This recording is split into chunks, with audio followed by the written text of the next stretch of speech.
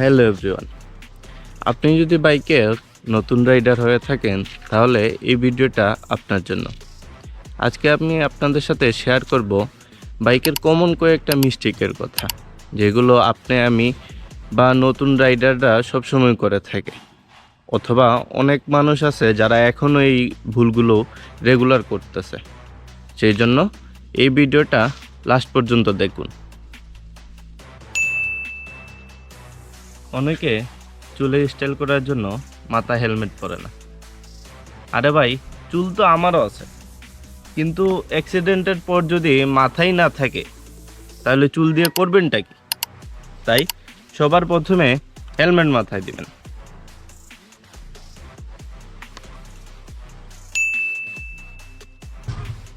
নতুন অনেক রাইডারদের ক্ষেত্রে আরেকটা সমস্যা হয়, সেইটা হচ্ছে তারা অনেকেই গিয়ার শিফট করার পর ক্লাচটা পুরো একদম ছাড়ে না, যার কারণে ক্লাচ স্পিডটা 50 থেকে 60,000 কিলো চলার ক্ষেত্রে এই জায়গায় 5 থেকে 6,000 কিলো চলার পর নষ্ট হয়ে যায়।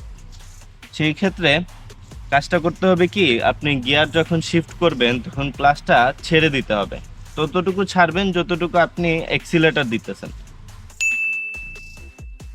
নতুন রাইডারদের ক্ষেত্রে আরেকটা মিস্টেক হয়, সেটা হচ্ছে অনেকেই শুধু সামনের ব্রেকটা দিয়ে গাড়ি থামানোর চেষ্টা করে, যার ফলে সামনের ডিস্ক এবং ব্রেক শু যেটা আছে এটা খুব তাড়াতাড়ি মানে ক্ষতিগ্রস্ত হয়।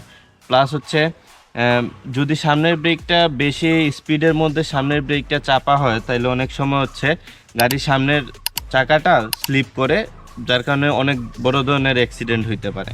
সেই জন্যে এই জিনিসটা থেকে বাঁচার উপায় হচ্ছে আপনি সামনের এবং পিছনের দুইটা ব্রেকই একসাথে ধরতে হবে এবং দুইটাই আস্তে আস্তে ধরতে হবে, যেন কোনোটার মানে চাকাটা স্লিপ না করে।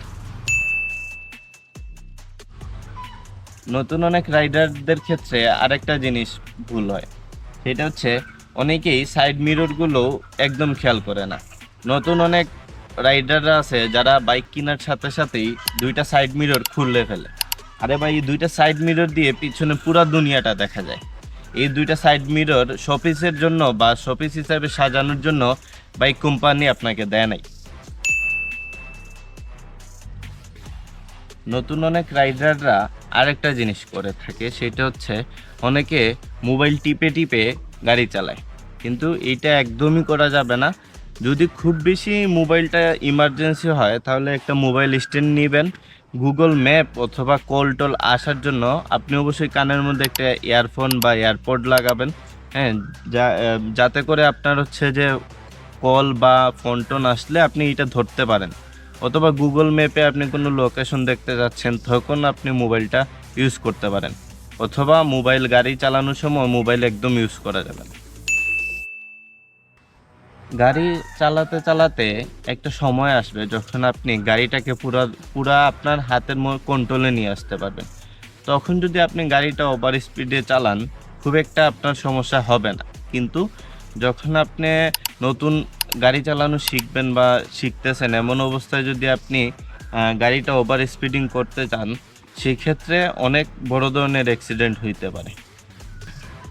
ভুল তো সবাই করে, কিন্তু নতুন কিছু শেখার মজাটাই হচ্ছে ভুলটাকে শুধরাই নেয়া।